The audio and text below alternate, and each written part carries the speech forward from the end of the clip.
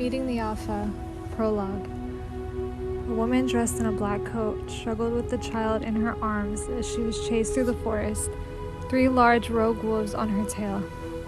She wasn't sure how or if she would ever get out of the predicament that she was in, but one thing was for certain: her children would make it out. That she was sure of. The wolf right on her heels nipped at the back of her cloak, and she pressed on further, clutching the baby closer to her chest. Thunder echoed through the sky, and then rain began to pour. She could only hope that she would be able to make it to the next territory safely. She was almost there. All she had to do was run, just a few more feet. "No," she cried as the wolf behind her tackled her to the ground, her 6-month-old baby boy still desperately clutched to her chest. "No, just let him live. Please, let my son live." The wolf snarled at her and eyed the child briefly before baring his teeth and growling at the woman in front of him. He eyed the 5 wolves surrounding the territory with vengeance. "It's my kill. She did this to us. She's no longer fit to be a Luna, and destroying her and this child would be the only way to make the Alpha see reason." "But what about the other 2 infants?" one wolf bit back through the mind leak. "They're lost to us now. She didn't hide this one because he's next in line to be Alpha. I'll destroy her and the young Alpha." The same wolf who had knocked the woman down spoke back. "But Cain, man, you can't. He's just a child. My daughter was only a child when she was taken from me. That pack is the reason that she's gone. And this is their Luna. It's time for my vengeance." Cain glanced at the sleeping infant clutched to the Luna's chest and felt the anger reverberate through his chest. He was not going to let this child get away, nor its mother. They are both going to be ended right here and right now. "Please," the Luna pleaded. "I'm begging you to let my son live. He's innocent. It's my mate and I that you were after. Just let my son live." Cain hissed and pushed her down with one of his paws. And just as he bent down to rip her limb from limb, a face appeared in his head. A face that he would never forget. The face of his daughter.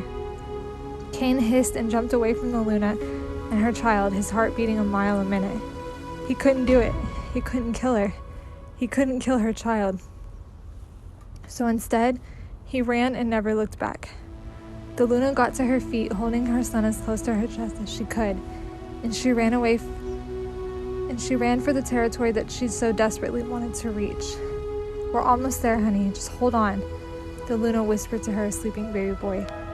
Once she reached the territory moments later, she was gasping for air, and the rain had grown more persistent, so she was soaked completely.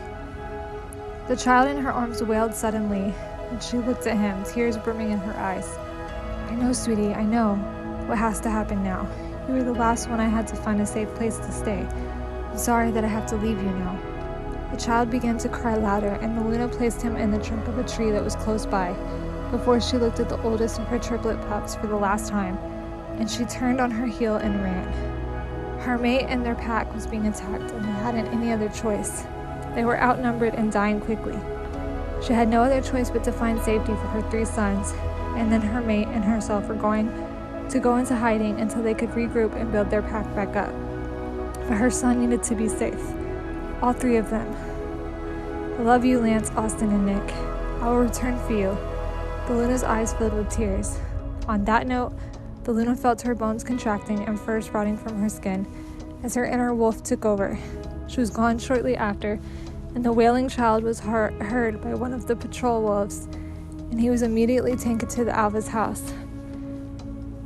Cain hissed and threw his fists at the wall of his office. He couldn't fathom or control the anger pulsing through his veins at having let the Luna and her child go. And he didn't know what it was exactly that led him to do that. No, he did know, but he didn't want to admit it to himself.